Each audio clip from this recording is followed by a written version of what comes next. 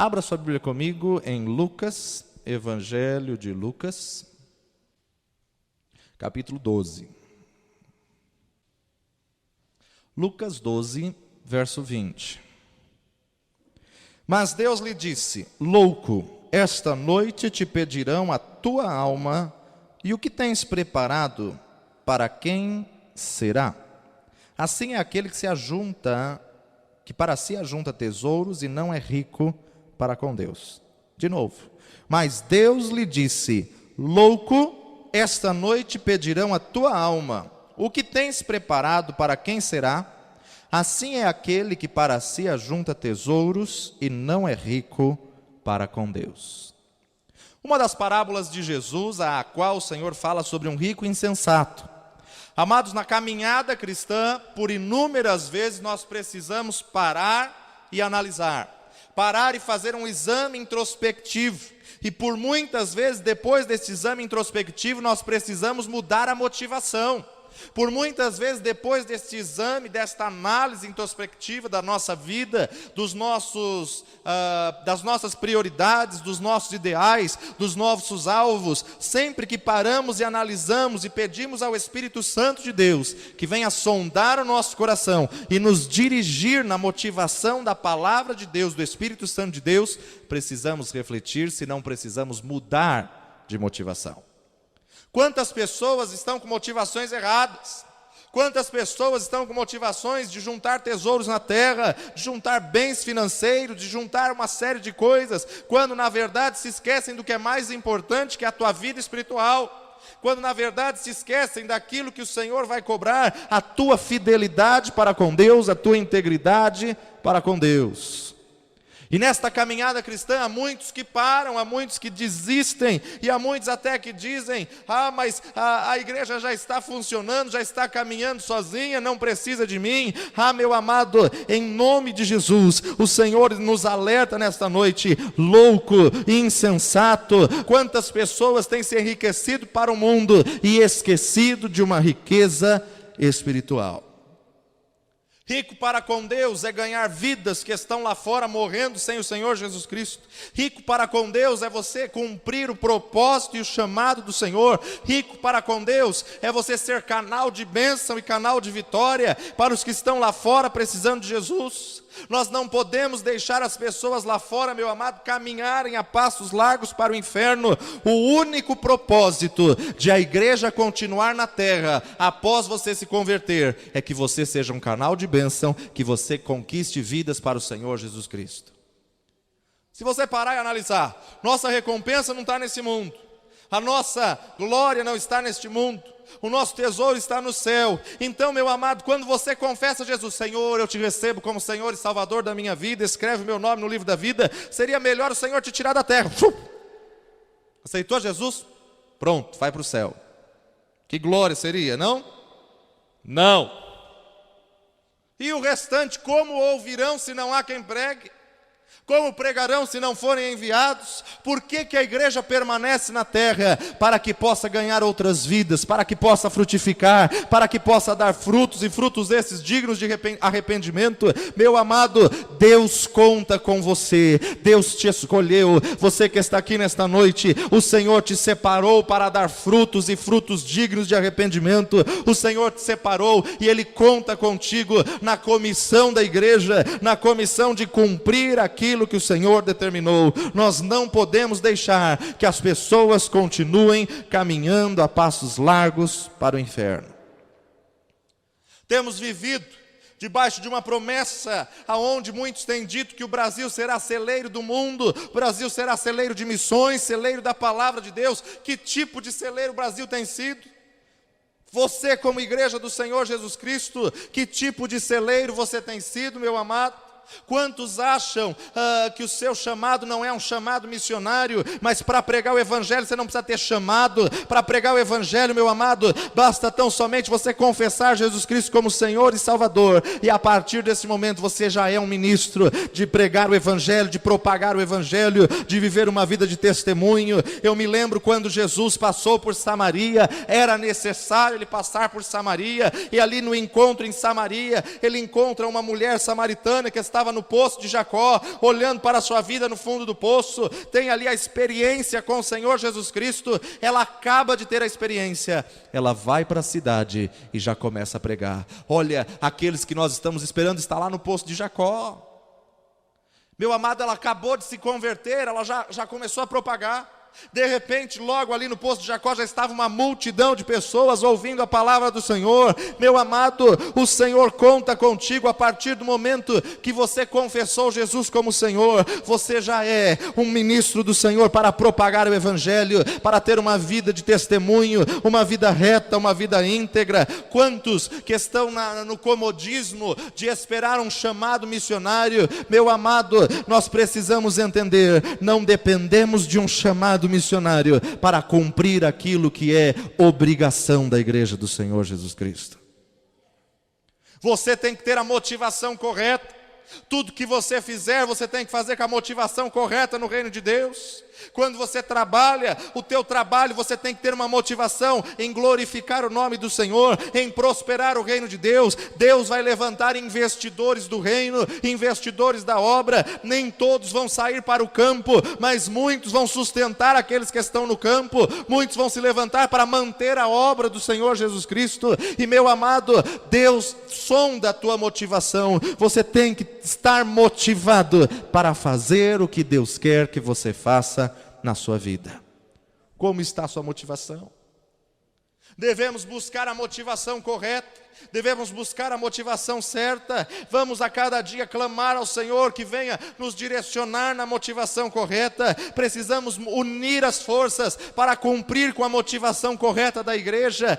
Meu amado, Deus nesta noite quer sondar a tua motivação e te levar a uma motivação correta para estar na casa do Senhor e juntar aqueles que têm a mesma motivação, juntar aqueles que estão com a motivação correta para que Deus possa fortalecer. Meu amado, sozinho você não pode fazer nada, mas na força do Senhor e na igreja do Senhor Jesus Cristo, Ele é contigo, e maior é o que está conosco do que o que está no mundo.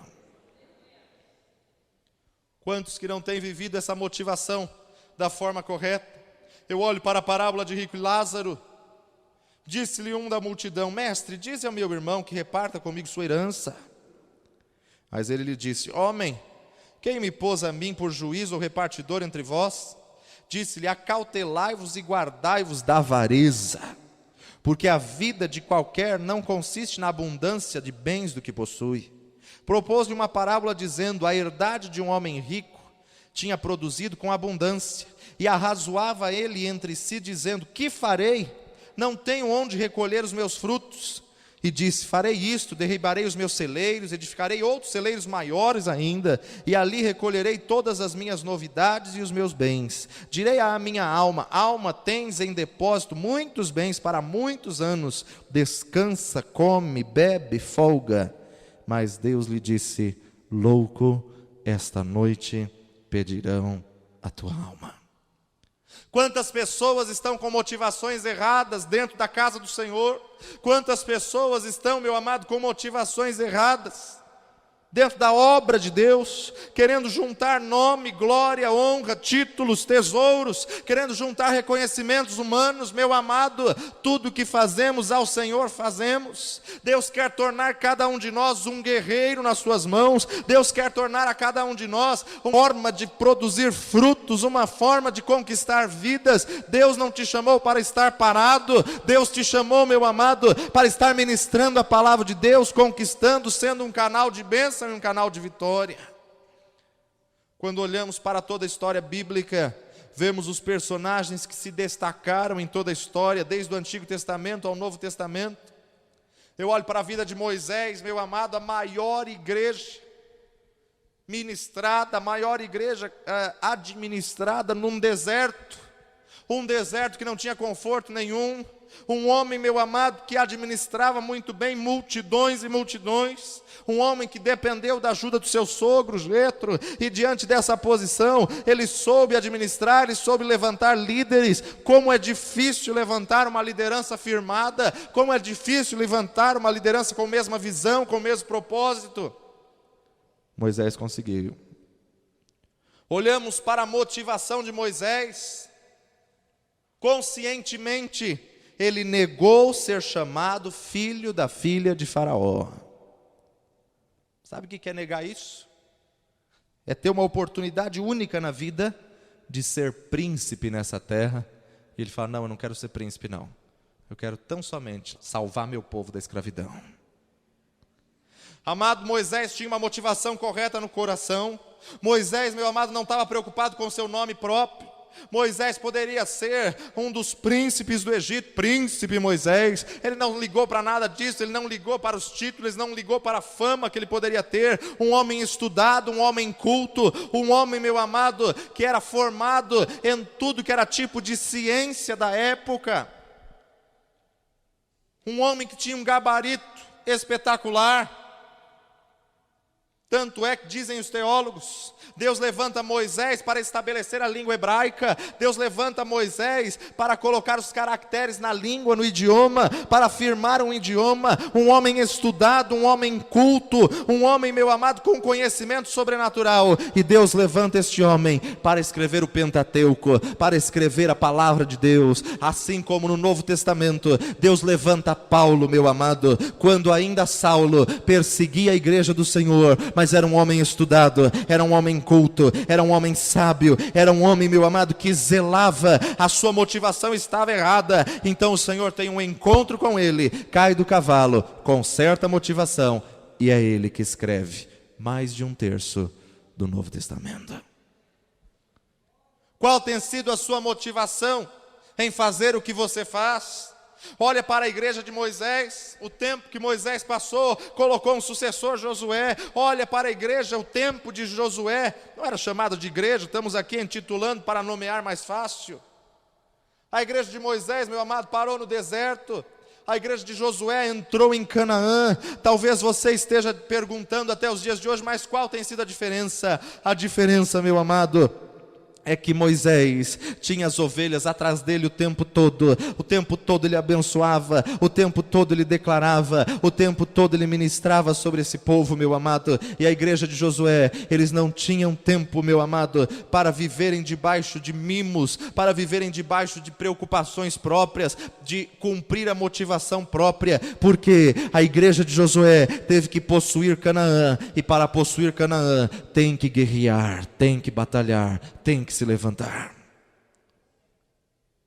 Igreja de Josué não tinha tempo, meu amado, para ficar choramingando pelos cantos, porque ou eles guerreavam, eles então apanhavam e eram destruídos numa guerra, numa batalha.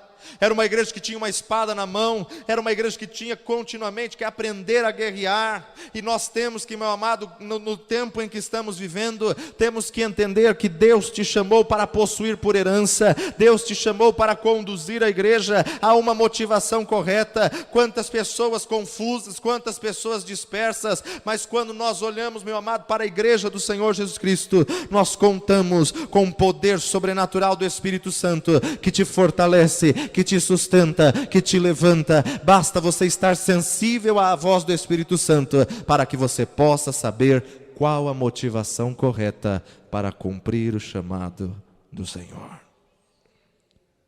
Olhamos para a igreja de Moisés, uma coisa, um tempo, uma forma. Olhamos para a de Josué, totalmente diferente. Mas quando olhamos para o Pentecostes, olhamos para o fruto da graça de Deus. Deus vê um povo unido, um povo que estava reunido, clamando, orando, buscando ao Senhor, cumprindo a vontade, a palavra do Senhor Jesus Cristo: ficai em Jerusalém até que do alto sejais revestidos de poder. Meu amado, o Senhor então visita aquele povo com a unção do Espírito Santo. O Pentecoste glorioso renova a esperança deles, torna-se totalmente forte, fortalecida pelo poder do Espírito Santo, totalmente divina. Um som do céu vindo veementemente, vindo da parte de Deus. E hoje, meu amado, este som tem que abrir os nossos ouvidos, tem que abrir o nosso coração com a chama da conversão e mostrar Jesus. E Jesus hoje em dia nos convida a uma vida continuamente de santidade, a uma vida de quebrantamento, a uma vida de arrependimento. Meu amado, Deus não olha como o homem vê, Deus não olha como o homem olha, Deus não julga e não analisa como o homem analisa. Comece a analisar no prisma de Deus, comece a analisar, meu amado, da forma que Deus vê a situação. Uma das provas disso é você olhar para todos que o Senhor chamou na palavra dele. Ele nunca chamou capacitado, mas ele sempre capacitou os que ele chamou. Talvez você olhe para você mesmo e fale: eu não sou capaz. Ele fala: é você mesmo que eu quero, porque o poder de Deus se aperfeiçoa na tua fraqueza. Talvez você olhe e fale: mas eu não sou digno. Ele fala: é você mesmo que eu escolhi, é você mesmo que eu separei. Meu amado, Deus é especialista para fazer da história de zeros um herói. Deus é especialista para fazer da história de quem não era nada uma história gloriosa e um testemunho tremendo. Quando olhamos para Sara, uma mulher avançada em idades, estéril. Naquele tempo, esterilidade era como uma maldição.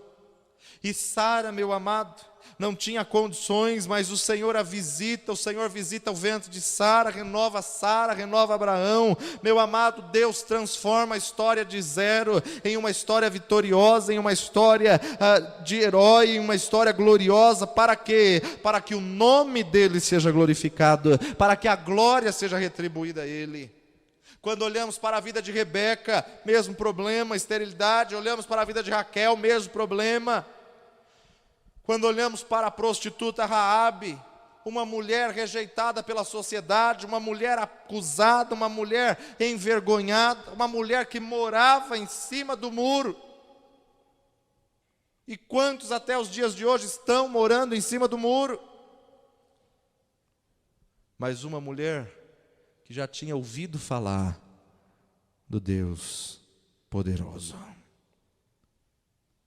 Quando recebe as visitas na sua casa, ela fala: olha, eu sei que o Deus de vocês é poderoso para destruir tudo isso daqui, mas poupa a minha vida e a minha casa, tem misericórdia de mim e da minha casa. Olha, Raabe, pega essa fita vermelha, coloca na janela, símbolo do sangue de Cristo Jesus. Porque quando passar a morte, a destruição pela cidade, ver essa fita na janela, quem estiver dentro da tua casa será poupado. Você tem que ter um cuidado, você tem que trabalhar, você tem que ir atrás da sua família e colocar dentro da tua casa.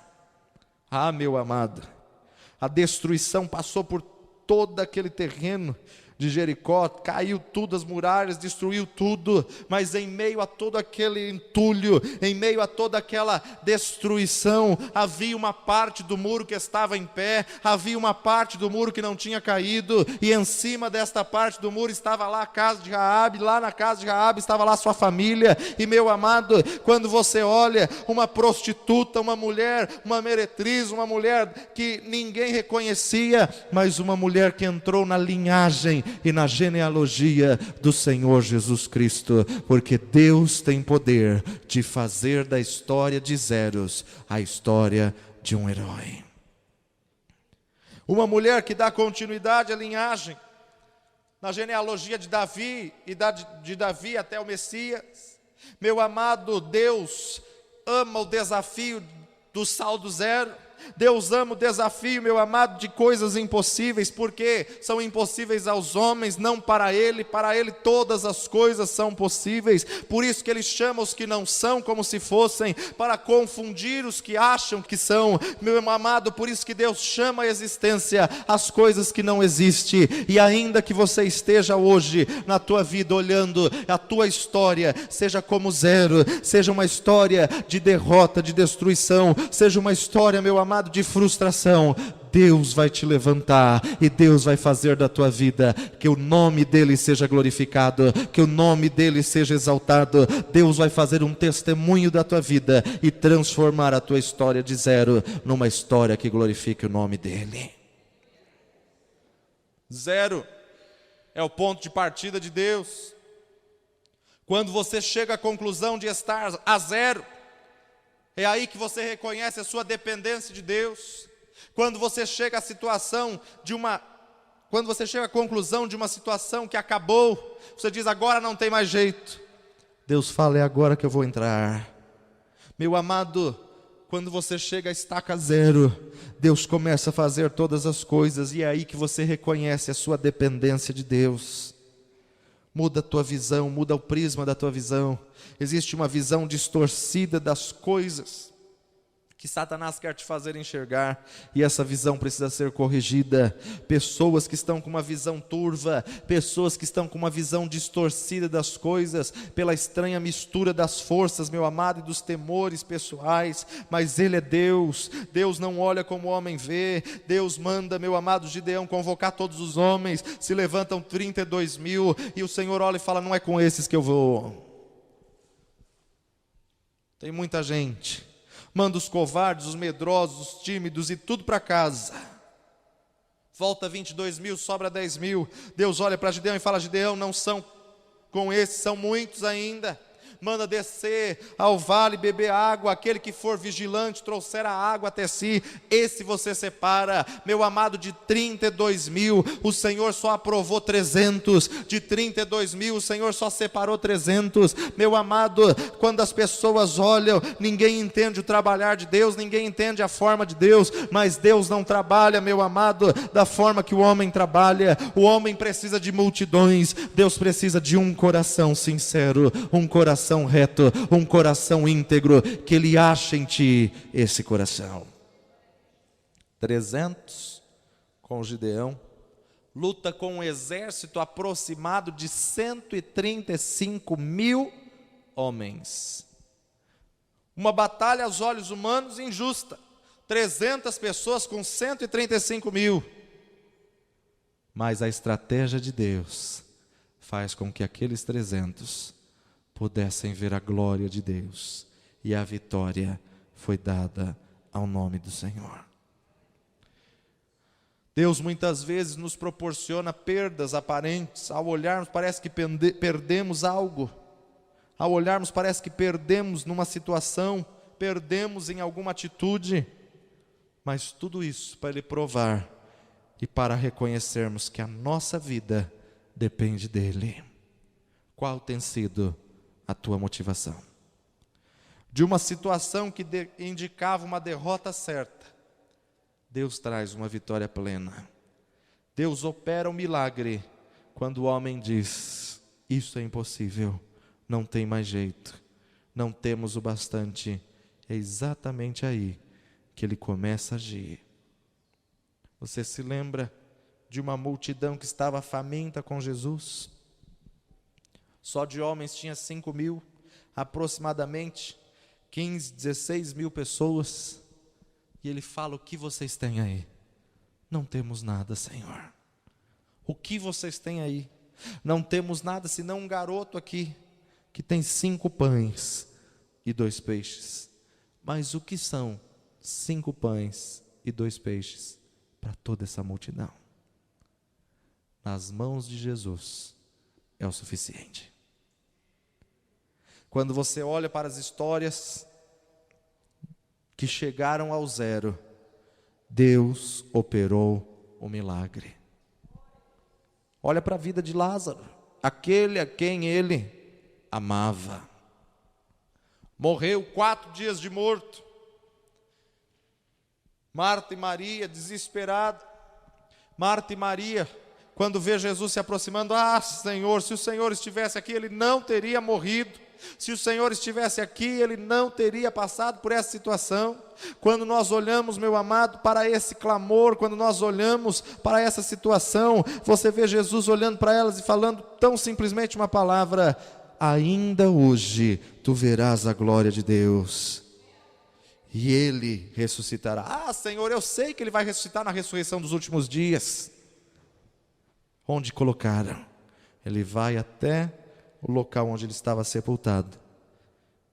E eles começam a comentar: mas Senhor, já faz 4 dias, já cheira mal, não tem mais jeito. Tira a pedra.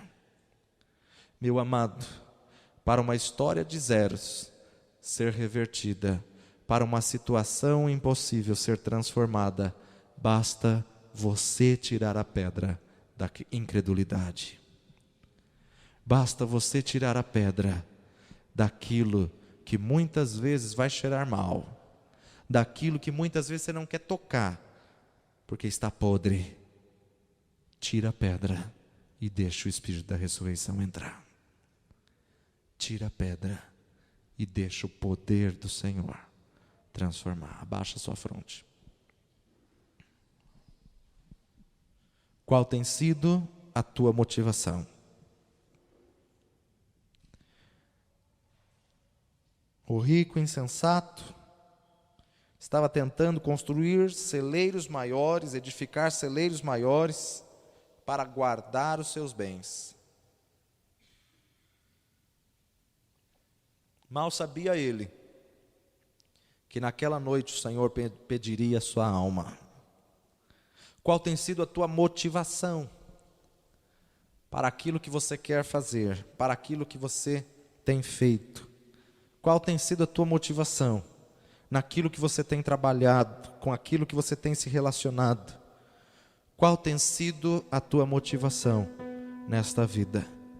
Importa obedecer a Deus ou aos homens?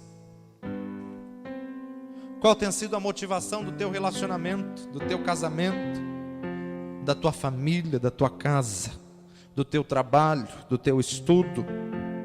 Qual tem sido a motivação? Que você quer o que você quer. Talvez você queira um dom, falar em línguas, mas qual é a motivação de você querer esse dom? Para mostrar às pessoas que você fala em línguas? Para dizer aos outros que você é mais espiritual que os outros? Qual é a tua motivação? Aquele que ajunta tesouros para si não é rico para com Deus. Meu amado, a tua motivação tem que estar de acordo com a motivação de Deus, para que você possa viver o milagre do Senhor. Deus de poder e de milagre. Tu és o Deus que nos sondas e nos conhece. Conhece o nosso assentar e o nosso levantar. Conheces o nosso pensamento, Senhor. E nós clamamos nesta noite: vê se há em nós algum caminho mau, alguma motivação má, e guia-nos, ó Pai, pelo caminho eterno. Guia-nos, Senhor, pelas motivações, ó Pai, que estejam no teu coração. Que venhamos chorar por aquilo que o Senhor chora, que venhamos nos alegrar por aquilo que o Senhor se alegra, que venhamos entender o teu propósito, Senhor. Deus de poder e de graça, nós clamamos nesta noite, Senhor. Conserta, Senhor, as motivações erradas. Conserta, Senhor, as prioridades erradas. Quantas vezes, ó Pai, temos colocado prioridades, ó Pai, que não são as tuas. Altíssimo e santo Deus, que possamos buscar o teu reino em primeiro lugar e a tua justiça, sabendo que as demais coisas serão acrescentadas. Deus fiel e justo, sonda cada coração, sonda, Senhor, a tua igreja, sonda-nos, ó Pai, porque sabemos, ó Pai, que tu és Deus, tu és, Senhor, nada e ninguém pode tirar, ó Pai, aquilo que o Senhor determinou, ó Pai. No nome de Jesus, abençoa o teu povo, fortalece a tua igreja, que esta motivação, ó Pai, certa, venha renovar as forças do que está fraco, venha levantar o que está caído, venha curar o que está ferido, Senhor. Senhor, que venhamos entender que a motivação correta em nossos corações faz cumprir o teu propósito, o teu desejo e a tua vontade, que é boa, perfeita e agradável. Que cada um de nós, a cada decisão e a cada atitude, venhamos reconhecer qual motivação, e que a nossa motivação sempre seja em glorificar o teu reino, para a tua honra e para a tua glória, no nome precioso de Jesus. Amém e amém.